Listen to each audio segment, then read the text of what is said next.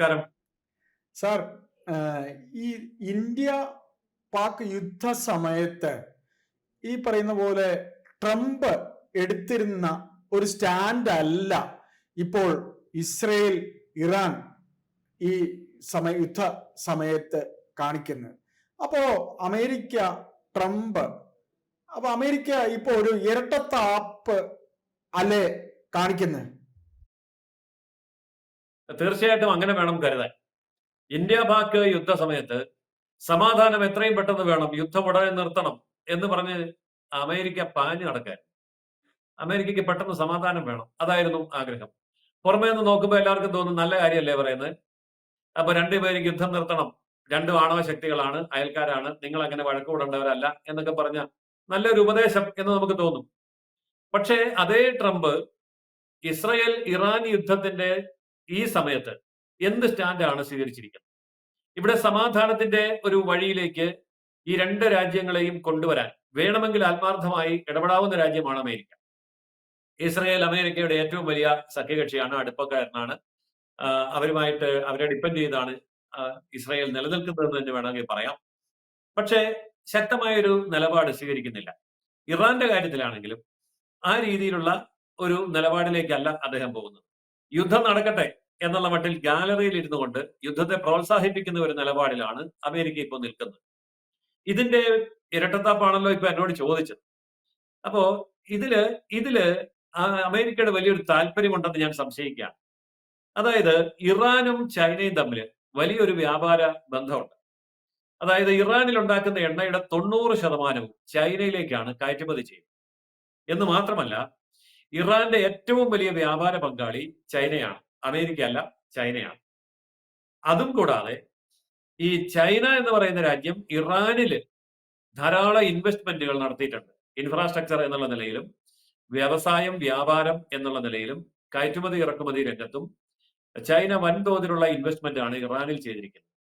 അപ്പോൾ ഇറാൻ മുച്ചൂട് നശിച്ചു പോയാൽ ചൈനയും ചൈനയുടെ ഇൻവെസ്റ്റ്മെന്റും കൂടി നശിക്കുകയാണ്. അപ്പൊ ഫലത്തിൽ ഇറാനിൽ ഒരു സർവനാശം ഉണ്ടായാൽ, ഒരു യുദ്ധം നീണ്ടു നിന്നാൽ അതിന്റെ കെടുതി ഇറാൻ മാത്രമല്ല അനുഭവിക്കുന്നത്, ചൈനയും കൂടെയാണ്. അപ്പോൾ മാത്രമല്ല, ചൈനയ്ക്ക് ലഭിച്ചുകൊണ്ടിരുന്ന വൻതോതിലുള്ള എണ്ണയുടെ ഒഴുക്ക് നിലച്ചു പോവുകയും ചെയ്യും. കാരണം ഇസ്രായേലിന്റെ യുദ്ധം അതിശക്തമായി മുന്നേറുമ്പോൾ അവരുടെ എണ്ണപ്പാടങ്ങളും അവരുടെ റിഫൈനറികളും അവരുടെ ഓയിൽ ടാങ്കറുകളും എല്ലാം നശിച്ചു പോകുന്ന സമയത്ത് ഈ ചൈനയിലേക്ക് എണ്ണ കയറ്റുമതി എന്ന് പറയുന്നത് ബുദ്ധിമുട്ടാവും. അപ്പൊ കുറഞ്ഞ വിലയ്ക്ക് ചൈനയ്ക്ക് ലഭിച്ചുകൊണ്ടിരിക്കുന്ന എണ്ണ പെട്ടെന്ന് ഇല്ലാതായി കഴിയുമ്പോൾ ചൈന സാമ്പത്തികമായിട്ട് അല്പം ക്ഷീണിക്കും. വലിയ ക്ഷീണമൊന്നും വരികയില്ല, കാരണം ചൈന വലിയ സാമ്പത്തിക ശക്തിയാണ്. എങ്കിൽ പോലും ഒരു ശല്യം ചെയ്യാൻ പറ്റും എന്നുള്ളതാണ്.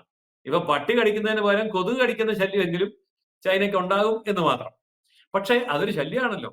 പരമാവധി ശല്യം ചെയ്യുക എന്നുള്ള ഈ ഒരു നിലപാട് അമേരിക്ക ഇപ്പൊ കൈക്കൊണ്ടിരിക്കുന്നു. പക്ഷേ ഇതിൽ നമ്മൾ ശ്രദ്ധിക്കേണ്ട ഒരു കാര്യം, അമേരിക്ക ഇതിൽ പരസ്യമായിട്ടല്ല ഇടപെടുന്നത്, രഹസ്യമായിട്ടാണ്. അതിന്റെ കാരണം എന്താണ്? ട്രംപ് സമാധാനത്തിന്റെ നോബൽ പ്രൈസ് വില പറഞ്ഞു വെച്ചിരിക്കുക. അപ്പൊ അതിനുവേണ്ടി അദ്ദേഹം ലോകം മുഴുവൻ ഓടി നടന്ന് എല്ലായിടത്തും സമാധാനം സൃഷ്ടിക്കാൻ ശ്രമിച്ചുകൊണ്ടിരിക്കുന്നു എന്നുള്ള ഒരു അഭിനയമാണ് ഇപ്പോ ട്രംപ് നടത്തിക്കൊണ്ടിരിക്കുന്നത്. ഈ അഭിനയം പൊളിഞ്ഞു പോകും. ഇവിടെ ആരുടെയെങ്കിലും കൂടെ തുറന്ന് സപ്പോർട്ട് ചെയ്താൽ ഈ അഭിനയം പൊളിഞ്ഞു പോകും. അതുകൊണ്ട് മരിക്കുന്നതിന് മുമ്പ് സമാധാനത്തിന്റെ നോബൽ പ്രൈസും മേടിക്കണം, എന്നാൽ തന്റെ സ്വന്തം രാജ്യത്തിന്റെ താല്പര്യങ്ങളും സംരക്ഷിക്കണം, ശത്രുക്കൾക്ക് നാശമുണ്ടാക്കുകയും വേണം. ഇങ്ങനെ വലിയൊരു ഞാണിന്മേൽ കളിയാണ് ഇപ്പോൾ ട്രംപ് നടത്തിക്കൊണ്ടിരിക്കുന്നത്. ഇവിടെ ട്രംപിനെയും അമേരിക്കയും നമുക്ക് മനസ്സിലാക്കേണ്ടത്, അവർക്ക് അവരുടെ കാര്യമെന്നല്ലാതെ ലോകത്ത് മറ്റൊരു രാജ്യവും രക്ഷപ്പെടണമെന്നുള്ള ആഗ്രഹമില്ല. ഒരിടത്തും സമാധാനം ഉണ്ടാകണമെന്നുള്ള ആഗ്രഹമില്ല. അപ്പൊ ലോകത്തെ സംബന്ധിച്ചിടത്തോളം എന്ത് സംഭവിച്ചാലും അമേരിക്കയ്ക്ക് ഒരു കുന്തവും ഇല്ല. എന്ത് സംഭവിച്ചാലും അമേരിക്കയ്ക്ക് ഒരു കുന്തവും ഇല്ല എന്നുള്ളൊരു മട്ടിലുള്ള നിലപാടാണ്. ഇതൊക്കെ ഒരു മാന്യതയില്ലാത്ത, ധാർമ്മികതയില്ലാത്ത, അന്താരാഷ്ട്ര മര്യാദകളെ ഒട്ടും പരിഗണിക്കാത്ത നിലപാടാണ്. പക്ഷെ ഈ അമേരിക്കയെ തിരിച്ചറിയാൻ ലോകത്തിന് കഴിയണം എന്നുള്ളതാണ്, പ്രത്യേകിച്ച് നമുക്ക്, നമ്മുടെ മാധ്യമങ്ങൾക്കുമൊക്കെ കഴിയണം എന്നുള്ളതാണ് ഞാനിവിടെ സൂചിപ്പിക്കുന്ന കാര്യം. അപ്പോൾ അമേരിക്കയുടെ സാമ്പത്തിക, രാഷ്ട്രീയ, അന്താരാഷ്ട്ര താല്പര്യങ്ങൾ, അതിന്റെ പ്രസിഡന്റ് ആയിരിക്കുന്ന ട്രംപിന്റെ വ്യക്തിപരമായ സ്വാർത്ഥ താല്പര്യങ്ങൾ, ഇതിനൊക്കെയുള്ള ഒരു വേദിയായി ലോകത്തെ യുദ്ധങ്ങളെ പോലും അദ്ദേഹം കണക്കിലെടുക്കുന്നു എന്ന് പറയുമ്പോൾ എത്ര നികൃഷ്ടമായ ഒരു അന്താരാഷ്ട്ര നിലപാടിലേക്കാണ് അമേരിക്ക പോയിക്കൊണ്ടിരിക്കുന്നത്. അതുകൊണ്ട് ഇങ്ങനെയുള്ള ഒരു രാജ്യത്തെയും അതിന്റെ പ്രസിഡന്റിനെയും നമ്മൾ നൊബൽ പ്രൈസ് കൊടുക്കേണ്ട കാര്യമുണ്ടോ എന്നുള്ള ചിന്തയിലേക്കൊക്കെ ലോകം മാറേണ്ടിയിരിക്കുന്നു. എന്ത് തന്നെയാണെങ്കിലും ട്രംപിന്റെ മുഖം കൂടുതൽ വികൃതമാകുന്നു, അമേരിക്ക കൂടുതൽ പരുങ്ങലിലാവുന്നു, അവരുടെ ആഗോള സ്വാധീനം കുറയുന്നു എന്നുള്ളതാണ് ഇതിൽ നിന്നെല്ലാം നമുക്ക് വ്യക്തമാകുന്നത്. ഇത്തരത്തിൽ ഇത്രയും നിലവാരം കുറഞ്ഞ രീതിയിൽ പ്രവർത്തിക്കുന്ന ഒരു ലോക നേതാവിന് നൊബേൽ പ്രൈസ് ഒക്കെ കിട്ടാനുള്ള യോഗ്യത ഉണ്ടെന്ന് നമുക്ക് ധരിക്കാമോ? അതിലാണ് നമുക്ക് ഏറ്റവും പരിതാപകരമായ ഒരു കാര്യം, ഈ സ്വീഡിഷ് അക്കാഡമി കൊടുക്കുന്ന നൊബേൽ പ്രൈസ് എന്ന് പറയുമ്പോൾ, ഈ നൊബേൽ പ്രൈസ് 6 തവണ ശുപാർശ ചെയ്യപ്പെട്ടതാണ് മഹാത്മാഗാന്ധിക്ക്, പക്ഷെ കൊടുത്തില്ല. മഹാത്മാഗാന്ധിക്ക് ട്രംപിനേക്കാൾ എത്രയോ വലിയ യോഗ്യതയുള്ള ആളാണ്, ലോകം അംഗീകരിക്കും, പക്ഷെ കൊടുത്തില്ല. അതുപോലെ ലോകപ്രശസ്തരായിട്ടുള്ള പല സാഹിത്യകാരന്മാരുണ്ട്, അവർക്കൊന്നും ഇത് കൊടുത്തില്ല. അപ്പോൾ നൊബേൽ പ്രൈസ് കിട്ടിയവരുടെ ലിസ്റ്റിനേക്കാൾ വലുതാണ് നൊബേൽ പ്രൈസ് കിട്ടാതെ പോയ യോഗ്യതയുള്ളവരുടെ ലിസ്റ്റ്. എന്ന് പറഞ്ഞാൽ അതിന്റെ അർത്ഥം എന്താണ്? നൊബേൽ പ്രൈസ് കൊടുക്കുന്ന സ്വീഡിഷ് അക്കാഡമി ചില അന്താരാഷ്ട്ര താല്പര്യങ്ങളുടെ ചട്ടുകം മാത്രമാണ് എന്നാണ്. അപ്പോ ആ തരത്തിൽ നൊബേൽ പ്രൈസിന്റെയും കൂടി വിലയിടിയുന്ന ഒരു സന്ദർഭമായിരിക്കാം വരാൻ പോകുന്നത്. മറ്റൊരു കാര്യം ചോദിക്കാനുള്ളത്, ഈ ലോകരാഷ്ട്രങ്ങൾക്ക് ഇടയിൽ ഈ ചൈനയെയാണ് അമേരിക്ക ഇറാനിലൂടെ ലക്ഷ്യം വെക്കുന്നത് എന്നാണ് സംസാരത്തിൽ സാറ് പറഞ്ഞത്. അത് ലോകത്തിന് മനസ്സിലായിട്ടുമുണ്ട്.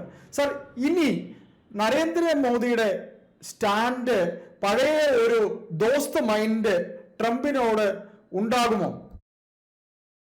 തീർച്ചയായിട്ടും ഉണ്ടാവില്ല. ഇന്നലെ നടന്ന ഒരു സംഭവം അത് വളരെ വ്യക്തമാക്കുന്നുണ്ട്.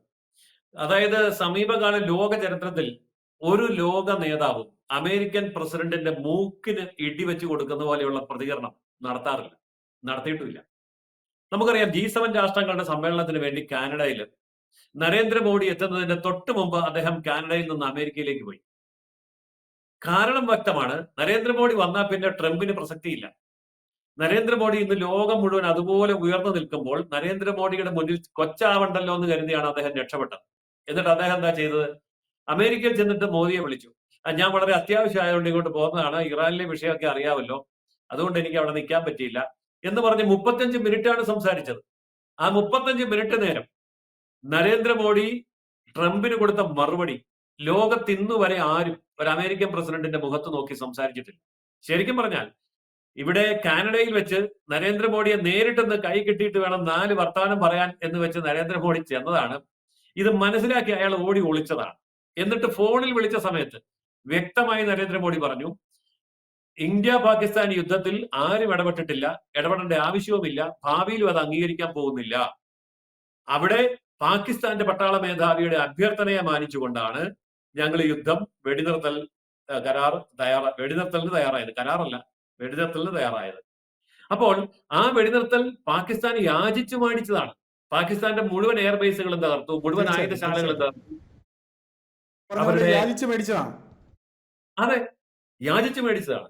അവരുടെ ആണവ നിലയം വരെ തകർത്ത് കളഞ്ഞു കഴിഞ്ഞപ്പോ പിന്നെ പിടിച്ചു നിൽക്കാൻ ഒരു രക്ഷയില്ല. പാകിസ്ഥാൻ മുട്ടുകുത്തിന്നല്ല, മൂക്കുകുത്തി വീണു. അപ്പോഴാണ് അവര് ഈ ഒരു കീഴടങ്ങലിന് തയ്യാറായത്. അവിടെ വന്ന് ഇത് ഞാനാണ് ചെയ്തതെന്ന് പറഞ്ഞ് 8 കാലി മമ്മൂഞ്ഞ് കളിച്ച് നടന്ന ഇദ്ദേഹത്തെ എവിടെയെങ്കിലും വെച്ചൊന്ന് നേർക്ക് നേരെ കണ്ട് 4 എണ്ണം പറയാനാണ് നരേന്ദ്രമോദി ചെയ്യുന്നത്. അയാൾ ഓടി രക്ഷപ്പെട്ടു. പക്ഷെ വിട്ടില്ല.